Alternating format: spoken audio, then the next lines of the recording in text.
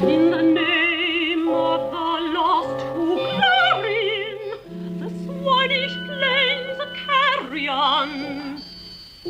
under the burial song of the birds of burden, heavy with the drown and the grain dust,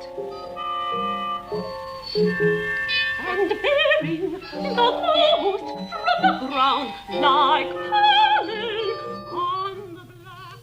There are plenty of musicians who, not without reason, are very sceptical of Milton Babbit and what he stands for, but at the same time, there's no doubt that what he builds up out of this machine is also taken seriously by all sorts of people, including non-electronic composers like Stravinsky, as well as the electronic boys themselves.